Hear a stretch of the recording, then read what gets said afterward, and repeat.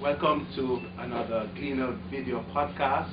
Our guest today is the former Archbishop of Kingston, the Most Reverend Lawrence Burke, and he'll be sharing with us his perspectives on ministry while he was serving as Archbishop of Kingston, and what he hopes to do as he goes off into retirement. Your successor has already taken office, Correct. Archbishop Don Rees. Right. Could you just tell us a little bit about him? What kind of man is he, and where is he coming from? Well, first of all, of course, he's a Jamaican. He spent 26 years as a bishop in Antigua. The people loved him there, and they were very unhappy to see him leave. He's a very personable person. But I think he'll also follow up, though, on the whole area of education. He has already begun to meet with small groups of our priests, who are, of course, a very important collaborator with the bishop in setting the tone for the archdiocese. He's been meeting with them in small groups, assuring them, and also trying to listen to them about their concerns and their thoughts on how to develop the diocese. So I think that he has hit the road running, and I think what he is, all indications are that he's going to be a very fine archbishop. Our one regret is that he is an older man, and I hope he will have, again, enough years to make a difference in the church in Jamaica. He also, of course, comes with a tremendous experience in ecumenical affairs, because he has been a member for years of the working group in the World Council of Churches. He's been, and still is, one of the presidents of the Caribbean Conference of Churches. And he has been a member for years of the Roman Catholic what we call the Council on Ecumenical Affairs in the Vatican, under the leadership of Cardinal Casper.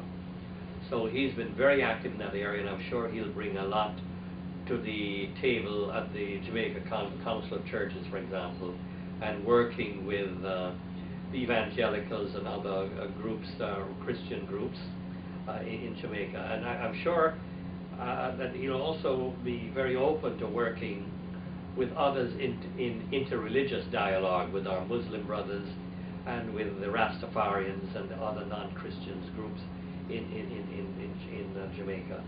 Okay. Archbishop, the Roman Catholic Diocese of Montego Bay, they have embarked on an evangelization program, and it seems to be gaining momentum. Is there anything of the kind going on in the Diocese of Kingston? And to the extent that it is not going on, or it's not going on to any appreciable level, is it something you'd want to see happen in the Diocese of Kingston? I was happy to see your interview with Bishop DeFore and his emphasis evangelization. This is a very key part of our program in the Archdiocese as well. So there is such a program? Absolutely, and we've had a number of training programs for evangelists, and we're trying to re-emphasize in the church that the call that we have from baptism is a call for witness and evangelization. Now, of course, historically, the Roman Catholic Church has not given, in my mind, sufficient emphasis on the Word, the Evangelion, the good news.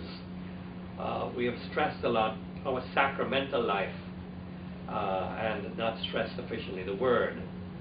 I'm very happy to see that the synod of the entire church this year, to be held in Rome, is on the Word of God.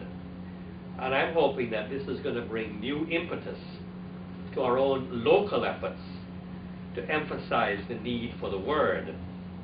And again, from ecumenically, of course, this is one of the things that we share in common with our Christian brothers and sisters is the Word of God. And I think that our deacons and our clergy and our bishops, we're members of the clergy as well, need to use the opportunities that we have now of our Sunday gathering to emphasize more the Word of God with our people, to be prepared better and to bring to bear the light of the gospel and our scriptures on the things that are affecting people's lives, their personal struggles as well as our national struggles, our economy, our policies and so forth. One of the things that we find in the Catholic Church, and might be so in other churches as well, is that a lot of our people find that to express themselves as Christians, they first find that expression within the church building. The fact is that the role of the laity is to use faith to transform society. Now, we're not talking about a theocracy here where the church dictates to the government what they should be doing, as we perhaps find in some of our Islamic countries. But we do believe that faith should share our vision, and faith should direct how we live, whether it's our private life or in our public arena. And I think the struggle is to get our Catholics or our Christians to bring the light of the gospel and their own convictions to influence the way we're living, so that there's such a huge gap between so many of us who say, Jesus is Lord, I'm a Christian, and what we actually see in society, whether it's in our personal life and the whole area of the scandals, of corruption, of even the way our economy is set up, our banking laws, a lot of that stuff are the way we exercise justice in this country, which needs to be fixed, and we need to bring that Christian perspective to this. We need to bring our Christian perspective to the whole question of, as I've mentioned before publicly, on the whole question of the abortion issue. And for us Catholics, we think that also that has an effect in the whole question of the capital punishment, for example. Those I know are very touchy issues, but we need to have our faith shape our actions in these areas. Is there a role for Jamaicans living in the diaspora to play in augmenting Roman Catholic witness in Jamaica?